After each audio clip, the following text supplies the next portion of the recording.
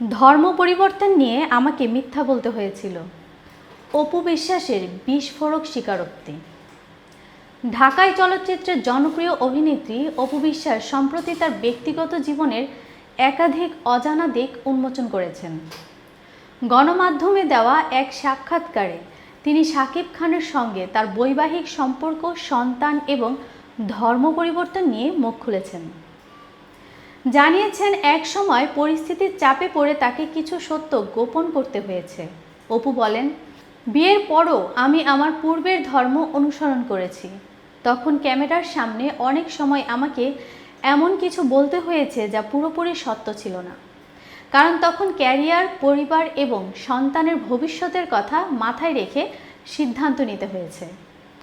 বিশেষ করে সাকিব যেহেতু তখন আমার স্বামী ছিল, তাই তাকে সাপোর্ট করাটাও আমার দায়িত্ব মনে করতাম। 2008 সালে গোপনে সাকিব খানের সঙ্গে বিয়ে হয় অপু বিশ্বাসের। পরে 2017 সালে তাদের ছেলে আব্রাহাম খান জয়কে প্রকাশ্যে আনেন অপু। সরাসরি টিভি অনুষ্ঠানে ঘোষণা দেন তিনি বিবাহিত এবং ইসলাম ধর্ম গ্রহণ করেছেন। তবে এখন জানালেন সেটি ছিল পরিস্থিতি মোকাবেলার অংশ। প্রকৃতপক্ষে তখনও তিনি হিন্দু ধর্মাবলম্বী ছিলেন। অপু বলেন, আমি কখনো ইসলাম ধর্মে আনুষ্ঠানিকভাবে ধর্মান্তরিত হইনি। বিয়ের পরও আমি হিন্দু ধর্ম অনুসরণ করেছি। সাকিবের পরিবারের পক্ষ থেকেও ধর্ম পরিবর্তনের কোনো আনুষ্ঠানিকতা বা রীতিনীতি অনুসরণ করা হয়নি। তাই পরে যখন আমি আবার হিন্দু ধর্মে ফিরেছি এমনটা নয়, আমি কখনো হিন্দু ধর্ম ছাড়িইনি। সাংবাদিকের প্রশ্নে তিনি স্বীকার করেন, ধর্ম বিষয়ে ভুল তথ্য দেওয়ার পেছনে ছিল তার সন্তানের ভবিষ্যতের কথা চিন্তা। জয়ের জন্মের পর আমি চেয়েছিলাম আমাদের সংসার টিকে থাকুক, তাই অনেক বিষয় আড়াল করেছি, কিন্তু সময়ের সঙ্গে সঙ্গে বুঝেছি সত্যি প্রকাশ করাই শ্রেয়।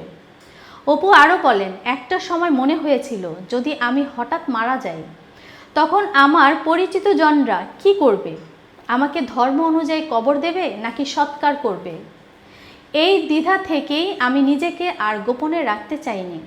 যেহেতু এখন সাকিবের সঙ্গে আমার কোনো সম্পর্ক নেই, তাই আর কিছু লুকানোর প্রয়োজন নেই। সত্যটা জানানো দরকার ছিল।